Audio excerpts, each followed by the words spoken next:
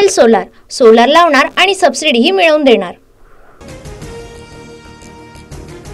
EVM hack होऊ शकतं हे प्राथमिक दृष्ट्या दिसतंय। शेवटच्या 2 तासातली आकडेवारी धक्कादायक। निवडणूक आयोग चुकीची भूमिका घेईल वाटलं नव्हतं, शरद पवारांची टीका।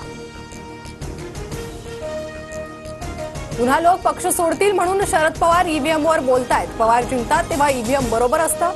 पवारांच्या आरोपांवर बावनकुळेंचा पलटवार। शरद पवारांनंतर उद्धव ठाकरेंसह अजित पवारही बाबा आढाव यांना भेटणार। ईव्हीएम विरोधात आढाव यांचा आत्मक्लेश उपोषण सुरू। सरकारला विरोधक नकोच आहेत, आढाव यांचा आरोप।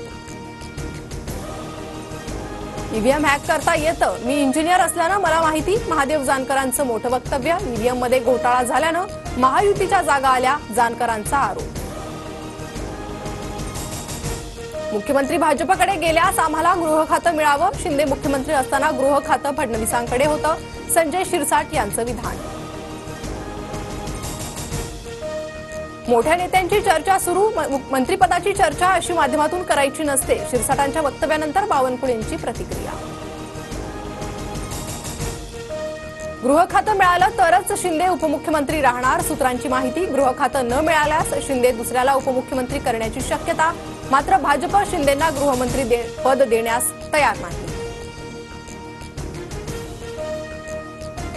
मोठा निर्णय घ्यायचा असतो तेव्हा शिंदे दरेगावात जातात, पण शिंदे वेगळा निर्णय घेणार असं कुणी समजू नये, संजय शिरसाट यांचं वक्तव्य।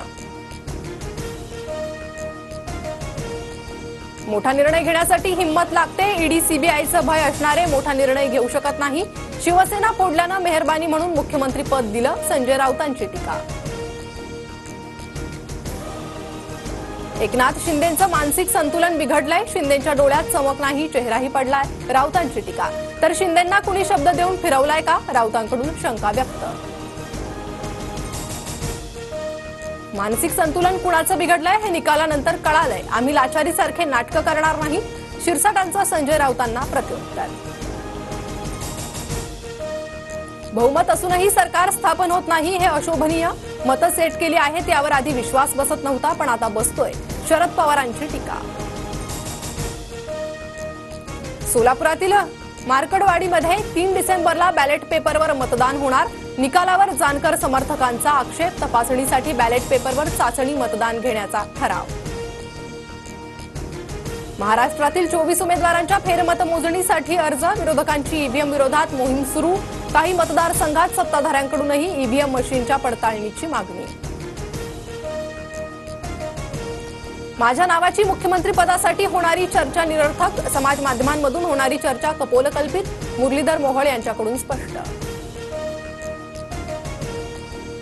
आज परळी बंदची हाक, डॉक्टरने तपासणीसाठी आलेल्या तरुणीची छेड काढल्याचा आरोप, डॉक्टरवर परळी पोलीस ठाण्यात गुन्हा दाखल।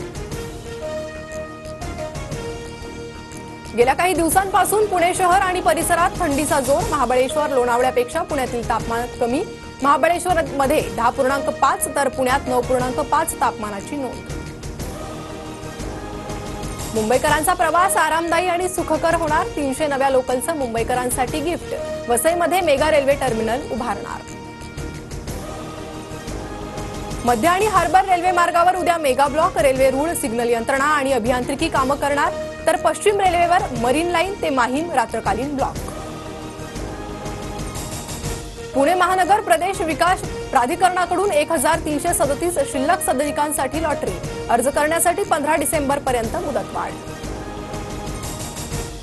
देशाचा आर्थिक विकास दर चालू आर्थिक वर्षाच्या जुलै ते सप्टेंबर महिन्यात 5.4% घसरला, तर बिरुद देशाचा सर्वाधिक विकास दर। PL सोलार लावणार आणि सबसिडीही मिळवून देणार।